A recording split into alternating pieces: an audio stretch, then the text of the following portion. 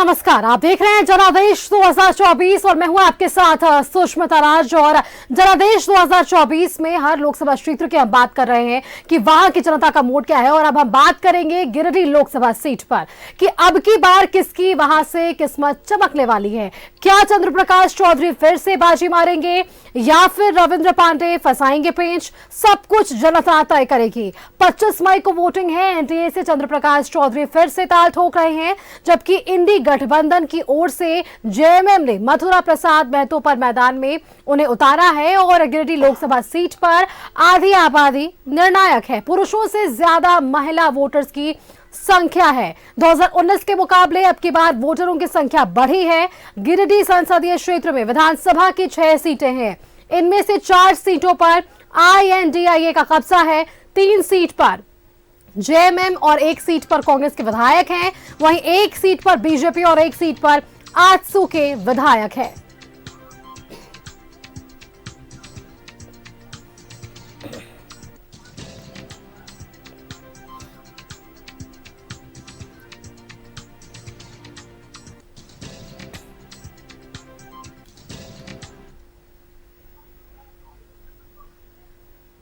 और चलिए आपको सीधे लिए चलते हैं गिरिडीह लोकसभा क्षेत्र, जहां से हमारे साथ संवाददाता अरुण बर्णवाल जुड़े हुए हैं। अरुण, देखिए, लगातार जनता के बीच न्यूज़ 11 भारत पहुंच रहा है जनादेश 2024 के मुद्दे को लेकर कि जनता के मूड टटोलने की हम कोशिश कर रहे हैं कि क्या कुछ अलग अलग क्षेत्र में मुद्दे होने वाले हैं। आप गिरिडीह लोकसभा क्षेत्र में मौजूद है, वहां आपके पीछे भीड़ दिख रही है। सबसे पहले उनसे बातचीत कीजिए और उनकी राय जानने की कोशिश कीजिए। अरुण, रूप से कह सकता हूँ, मैं अभी जहाँ खड़ा हूँ ये धनबाद जिले का है एरिया, लेकिन चूंकि ये बाघमारा विधानसभा आता है और बाघमारा विधानसभा गिरिडीह लोकसभा क्षेत्र के में आता है, तो ये गिरिडीह लोकसभा क्षेत्र के लोग हैं, गिरिडीह लोकसभा क्षेत्र के लिए वोट करते हैं। इनसे जुड़ेंगे सीधे। और चूंकि आज ही इंडी गठबंधन की ओर से मथुरा महतो के नाम की घोषणा हो गई है। जयराम महतो भी एक फैक्टर हैं जो आप समझ सकती हैं, जो बहुत तेज़ी से उभर रहे हैं, एक युवाओं के बीच के एक आइकॉन के रूप में वो हैं। और जबकि अभी जो सांसद हैं आजसू के चंद्र प्रकाश चौधरी, वो 3। अभी माना जा रहा है कि ये 3 के बीच में ही टक्कर होगी, लेकिन अब लोकल है, यहाँ के लोग पब्लिक हैं, जानते हैं उनसे। आपको क्या लग रहा है, किस तरह का सांसद अपना जनप्रतिनिधि चाहिए? क्या कुछ आप चाहते हैं उनसे? और अभी जो पिछला 5 साल जो बीता है कैसा गया? अच्छा गया है, अच्छा गया है, विकास हो रहा है और हम लोग विकास की आशा रखते हैं कि विकास हो। नहीं, जैसा अच्छा सांसद अभी चंद्र प्रकाश चौधरी थे, उनके काम से संतुष्ट हैं आप? तो रह चुके हैं ना। हाँ, अभी हैं, अभी चंद्र प्रकाश चौधरी हैं सांसद आपके? हाँ, संतुष्ट हैं। संतुष्ट हैं जी। चलिए, देखिए, ये संतुष्ट हैं। आपको क्या लगता है किस तरह का जनप्रतिनिधि यहाँ इस फील्ड गिरिडीह लोकसभा क्षेत्र में चाहिए? हमको भी अच्छा लग रहा है। अच्छा लग रहा है, मतलब चंद्र प्रकाश चौधरी अच्छे लग रहे हैं। आपको क्या लग रहा है? कि मोदी जी का ही हम लोग समर्थन में रहेंगे। मोदी जी को समर्थन देंगे, लेकिन यहाँ आजसू के कैंडिडेट हैं। जो उनका कैंडिडेट रहेगा उनका भी वोट हम लोग देंगे। अच्छा, मतलब मोदी जी को देखकर आप मोदी जी की गारंटी से आप आश्वस्त हैं? हाँ, एकदम स्पष्ट है। मोदी जी मैंने क्या कुछ दिया है उन्होंने इस फील्ड में, कुछ विशेष? खैर विशेष तो हम लोग को कुछ अभी नहीं दिए हैं, बाकी खैर हम लोग हैं उनसे के अथी में लगाव में हम लोग उन्हीं का रहेंगे। चलिए, ये मोदी जी के समर्थक है। आपको क्या लगता है, क्या इस फील्ड का गिरिडीह लोकसभा क्षेत्र में कैसा जनप्रतिनिधि चाहिए?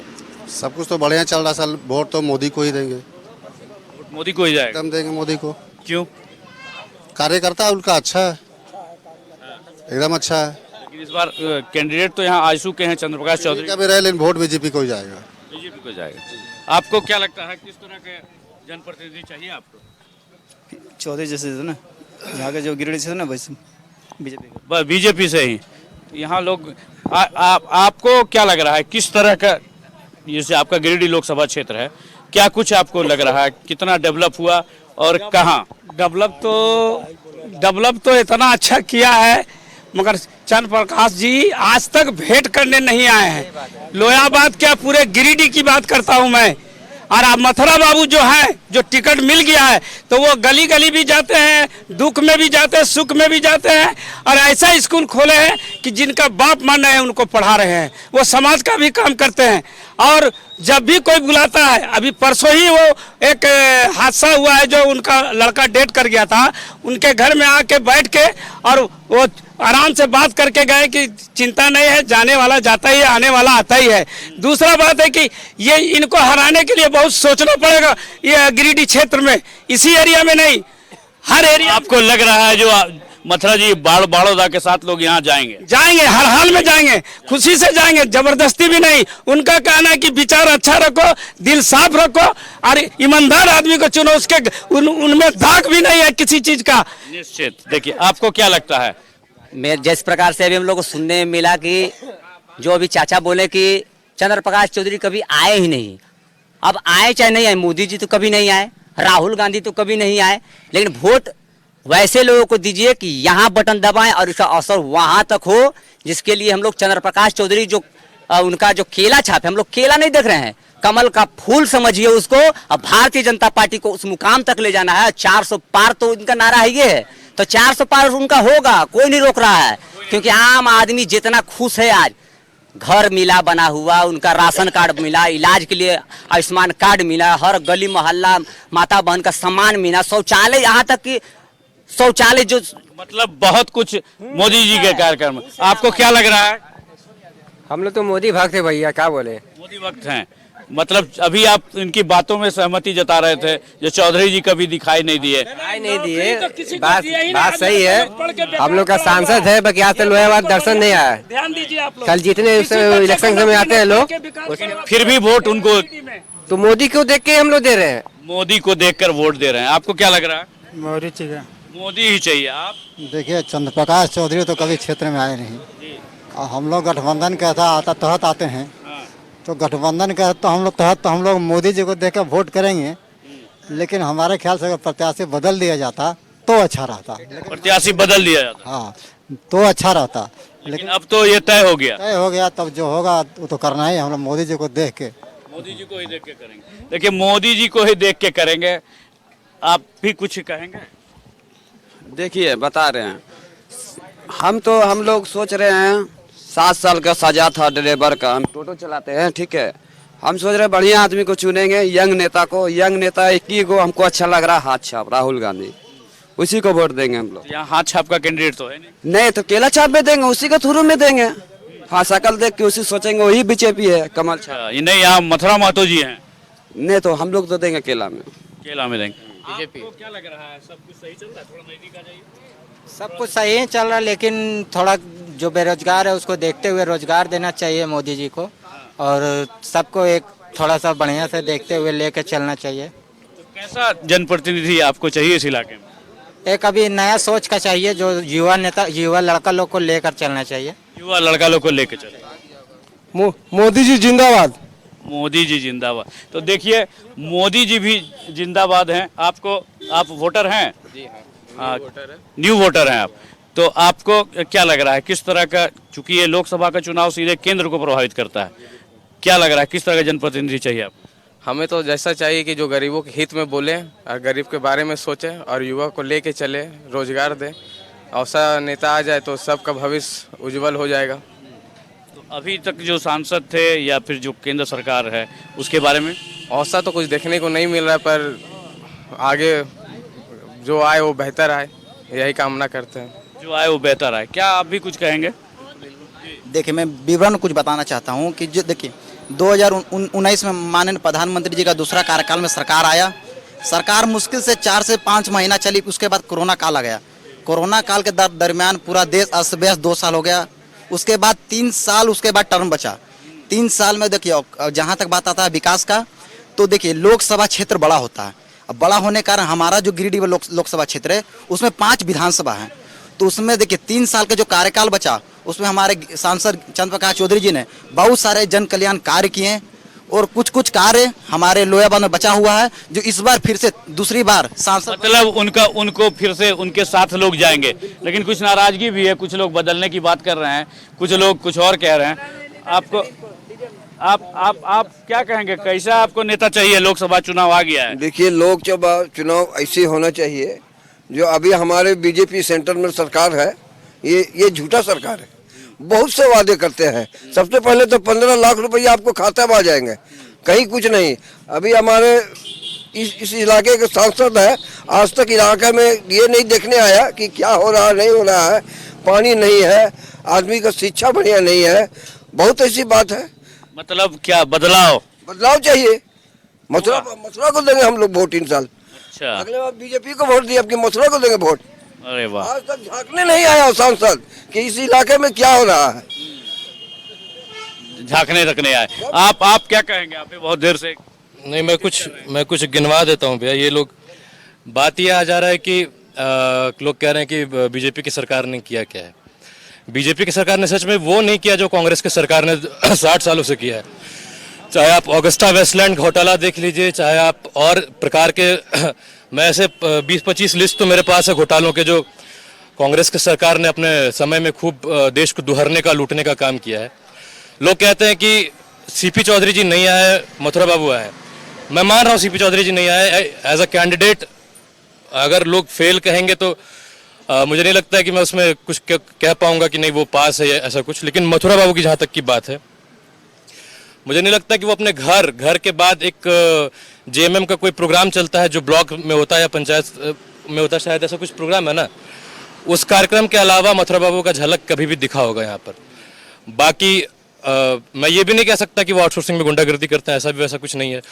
तो और ये वाला जो क्षेत्र है ना, ये वैसा क्षेत्र है जहाँ पर अगर आप अपना साख नहीं दिखाइएगा तो लोगों को रोजगार नहीं मिलना। तो फिर जब आप साख ही नहीं दिखाए तो रोजगार भी खत्म हो गया यहीं पे। और अभी एक और बड़ा मुद्दा है कि एक भाई साहब मतलब आपको क्या लग रहा है जो केंद्र सरकार है? एक शब्द और कहना चाहूंगा। एक अंकल बोल के गए कि बीजेपी खराब कर दिया, सब कर दिया, ठीक है। अभी कुछ दिनों पहले हेमंत सोरेन जी पर मनी लॉन्ड्रिंग का केस हुआ, कल्पना भाभी जाकर वहां रो रही थी अरविंद केजरीवाल के वाइफ के साथ। मैं बताना चाहूंगा कि एक महिला वहां रोती है, यहाँ पर पूरा हाहाकार मच जाता है। लेकिन 2020 में झारखंड में 1226 मर्डर हुआ, हत्याकांड हुआ है। तब कल्पना भाभी एक बार भी आकर बोली कि ये जो मर्डर हुआ है, ये लोग जो मारे गए हैं, उनके लिए थोड़ा भी मेरे दिल में संवेदना है। 2021 में 1256 मर्डर हुए, 51 मर्डर हुए, सॉरी। अकेले 2022 में 1298 रेप केसेस सामने आए झारखंड में। लेकिन ना तो आपको महिला होने का दर्द उस टाइम निकल कर आया, ना आपने इतने लोगों के मर्डर पे कुछ बोला।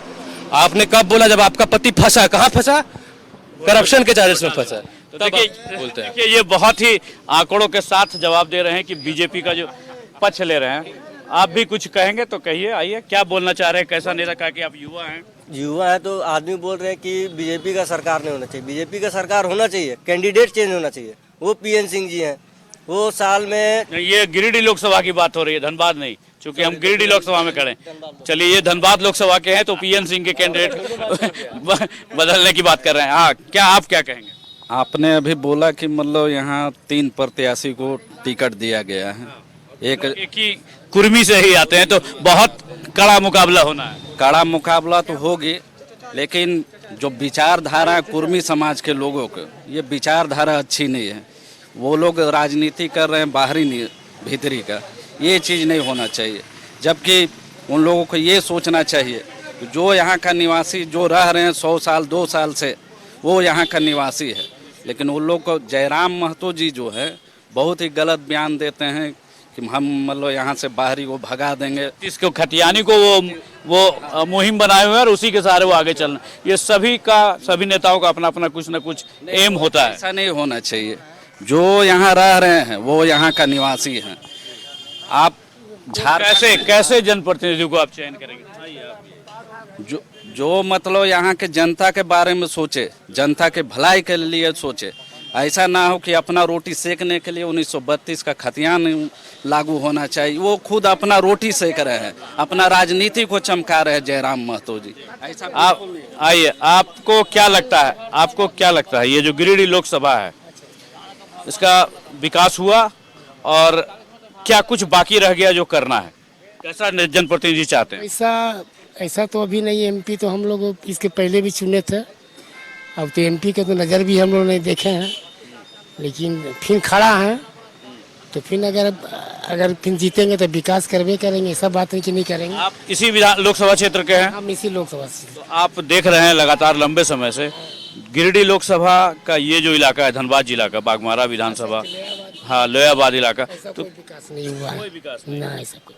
तो फिर जन और मिली जुली प्रतिक्रियाएं जो हैं वो निकलकर सामने आई अरुण कि जनता का मूड इस बार क्या है, किसका वोट भारी पड़ने वाला है और जनता इस बार किसको अपने मताधिकार का प्रयोग कर किसकी झोली में वोटों की बारिश करेगी। आपका बहुत बहुत धन्यवाद अरुण हमारे साथ जुड़ने के लिए और लोगों से बातचीत करने के लिए। तो देखिए गिरिडीह लोकसभा क्षेत्र की अगर हम बात करें तो वहां कुछ मिली जुली प्रतिक्रिया देखने को मिली है, लोगों का अलग अलग सोचने का तरीका और इस बार सभी तस्वीरें साफ होगी जब 4 जून को ताजपोशी होगी।